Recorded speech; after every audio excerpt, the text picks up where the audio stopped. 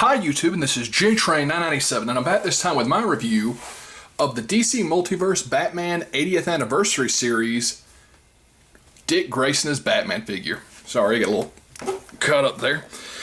But as you can see here, very nice looking figure in the packaging. He's of course got this gold foil little Batman logo at the top to differentiate it as the 80th Batman line. I found these at a local con today. I haven't seen them in any stores yet, but a very nice looking figure. I believe it's a cloth cape in there. Yeah. He also comes with an unmasked Dick Grayson head and a little cowl to put around his neck. And he comes with which piece of croc? The left leg. Man, they really hide the pieces of croc on these packages. You never know they were in there. But on the back of the packaging here, you can see the other characters in the wave, and his little read-up says, following the death of Batman, Dick Grayson dons the cape and cowl and assumes the identity of his fallen mentor. So, not too much at all to say about the packaging. Let's open them up. And here we have the Dick Grayson Batman out of the packaging. Now, real quick, the leg of Croc. It's a very massive figure. I never built the King Shark Collect and Connect. Somebody told me that from the waist down, he's essentially just a reuse of King Shark.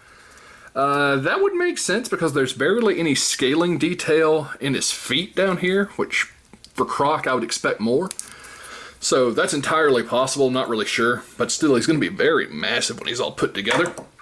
Now, on to Batman. This is a great looking figure. I dig the cloth cape. I do wish it was a teensy bit bigger so we could get into, some poses with it. The way it is now, it's just kind of, it's straight behind his back. It very much feels like maybe at some point they had intended to make a Batmobile or something he could fit in. But otherwise, I started to think, this is a pretty standard just Batman figure. You could probably pass this off as Bruce. And if you zoom in there, if the camera will focus, he's got kind of a little smirk on his face to indicate that that's the Dick Grayson Batman. So, still. It's not like Bruce Wayne Batman never smiles, but I thought that was a neat little touch.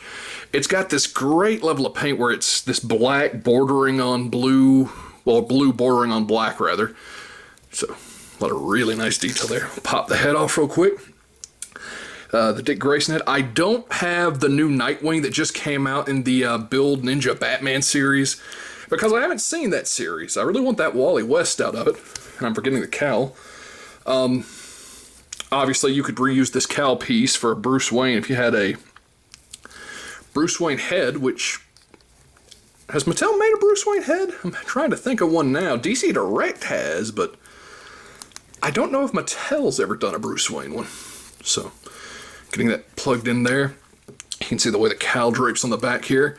The Alfred figure also in this line comes with a cowl, but it's not the same piece. It's more of the one that's meant to be laid on the tray Alfred comes with.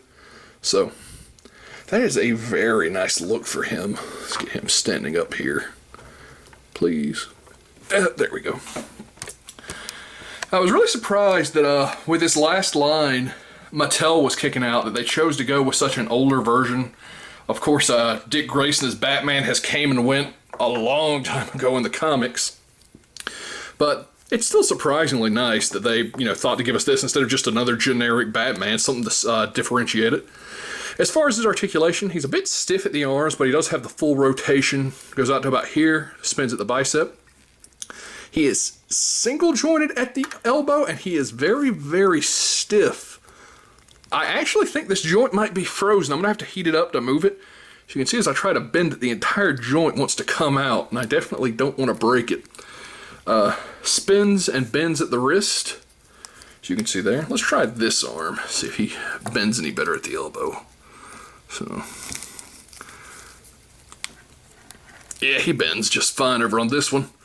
So, not too bad, We'll free this other one up before I accidentally break it. And as far as his admin articulation, he has a very nice crunch. Does a full 360 at the waist. Legs go forward, back, out, spin at the quadricep. A single jointed knee. Wait, no, that's double jointed. I'm sorry, I don't know where my head's at today. And have an ankle joint with, is there a pivot in here? kind of stiff. Let's try this guy. I'm going to be really disappointed if they didn't give him a pivot. Oh, wait, there we go. Yep, there's a pivot in there.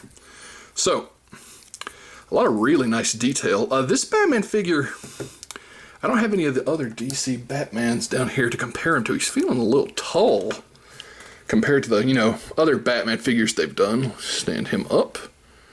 I do have the Joker from the Retro Toy Series. The Retro series that just came out are from the same lines. Kane just fell out of his hands, which is why he's doing this little gleeful pose here with his poison flower. So yeah, I thought Tim was I keep wanting to say Tim. I thought Dick was a little bit taller than your average figure, but I don't know. I think it's just how slender the frame is.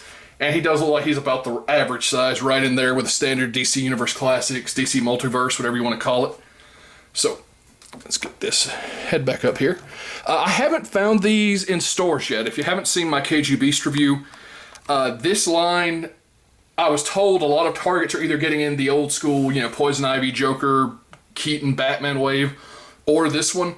No one in my area has this. I found this at a local con for $20. He's a very nice, different Batman we don't have. I'm definitely digging we got a Dick Grayson head.